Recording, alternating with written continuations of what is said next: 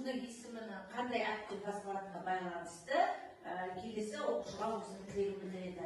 Менің атым Әлия, әрпінен бастап Мирасқа мен бұндай тілек айтамын. Әрқашанда жолың ақ болсын. Менің атым әрпінен бастап мен Жүсіпке мейірімді бол деймін. Жүзіне көпке кетпесін. Әсем әрдайым жадырап әдемі болып жүре бер. Жақсы. Saya әрдайым әдемі болып жүре бер. Өзіңді әрқашан гүл болып жүр. Дария әрқашан гүлде болып тұрып жүре бер. Өте дарынды бол. Ермахан мықты бол. Батыр егесі бол. Идар мейірімді бол. Рахмет. Жүргені достары көп тіршілерді оқыңыз. Ақжар еңбек еткен қызы бол. Мирас ақылды бол. Оқушылар алдында танымал болыңыз. Жақсы, рахмет Омар. Үйде қандай тапсырма берілді? Махамбет Өтемісұлы өмірбаяны және еңбектері. Солай ма? Жақсы. Кім сабақ айтады?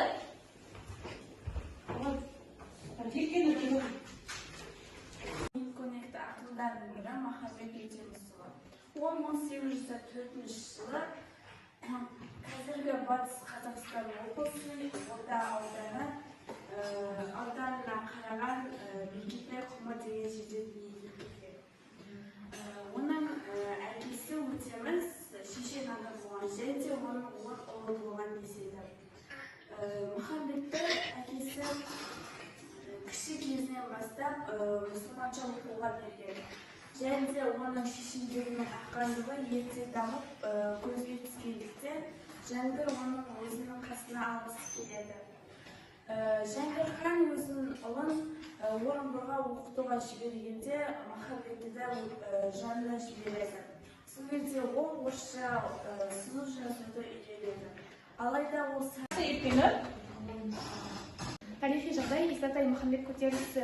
Бұл көтерілістің тууына басты себеп болған мәселе жер дауы болатын. Бұл ең алдымен ішкі ордадағы халықтың қонысы тарылған болатын. Жәңгір хан жерге қожалық етуін кеңейте түсті. Ол өзіне және өзінің туыстарына жақсы жерлерді бөліп, жерді жекелеген адамдарға бөлуінің салдарынан халықтың қонысы таныды. Және де бұл малмен күнелтіп отырған халықты қатты Кім сұрақ қояды? Осы қарақылық бойынша. Нұрсая? Көтерілістің алғашқы толқындары қай жылдары басталды? 1827-1829 жылы алғашқы толқыны көтерілді. Қыздарымыздың ойы ақтаған мұқият назар аударайық. Махамбеттің баяндаған Жүсіптанға айтқан аудиосын тыңдаймыз.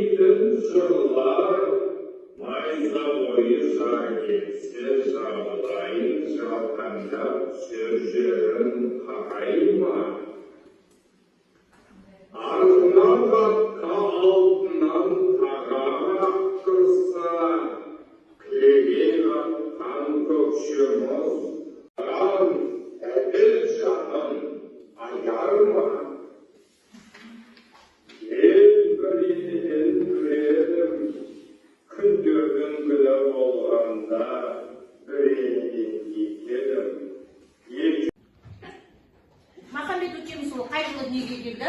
1804 жылы. 1804 жылы. Жақсы. Келесі сұрақ. Балай бір-бірі жауап берейік. Махамбет Өтемісұлы дүниеге келген жер қай кім айтады? Ақжар. Батыс Қазақстан облысы Орда ауданында Бекетай құмы деген жерде. Бүгінгі сабағымыздың тақырыбы Махамбеттің Баймағамбет Сұлтанға айтқаны. Бүгінгі сабағымыздың мақсаты эпикалық, поэтикалық, драмалық мәтіндердегі композициялық амалдарды талдау. Мен сіздерге аударған бірнеше парақтарды тастадым. Бірінші тапсырма сәйкестендіру. Аудионы тыңдадық. Сол бойынша не түсінді, соны сәйкестендіреміз. Ақшаны оқиын. Ауыздан алайма, астыма кездеп тұрамыз, аяңдап түсіп марайма. Арғымақ дейтін жығылар найза бойы жар келсе, жабыдайын жалтаңдап түсер жерін қарайма. Арғыма таққа айдай тағақ тақтырса, тілегей қақтан еділдің, көкше мұзынан таярма.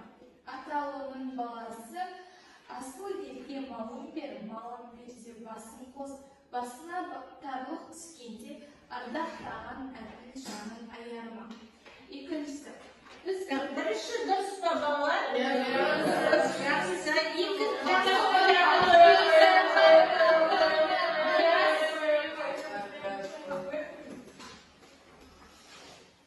Біз бір елден бір едік, бір елден екі едік. Екеуміз жүргенде бір-бірімізге еседік. Бір елден үш едік, үшеуміз жүргенде толып жатқан үш едік. Бір елден бес едік. жақсы, жарайсыз. Кім айтады? Кім сәйкестендіріп болды балалар?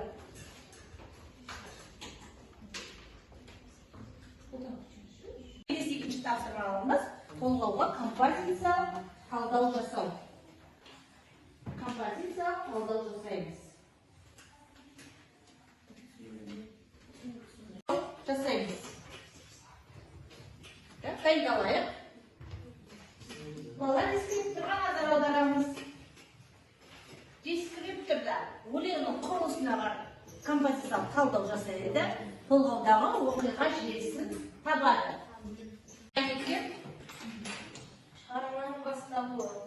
Ата ұлы баласын атқа қонуы, өтемістің туған өнері, онымыз атқа мінгенде, жер қайсыға. Жақсы. Ақжан. теңеу. Айда тағақ қақтырса, алақандай жағынды, айда қабдай арбадың. Қаны кейде көріктінді, бөріккен қойдай қылады. Түнге деп тектінді, күшіктей дауысын тынсыдыр, аш үстінде белін бөлітіп. Жақсы. Эпидит ауырда сарту. Жақсы. Метафора. Шандансам жылар ақымын, шымақ қансам сынар болаттым. Ақылдар күшкенде едім, кесепте жүрген сойыным. Жақсы. Толғауда кездесетін кісі аттары мен жесу аттары түсіріп жасамайында дәптеріңізге.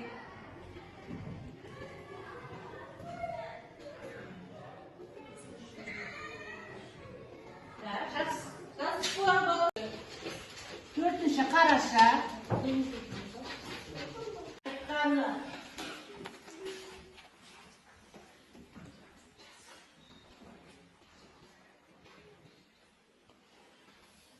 Бүгінгі сабақтағы біздің мақсатымыз балалар эпикалық, поэтикалық, драмалық мәтіндердегі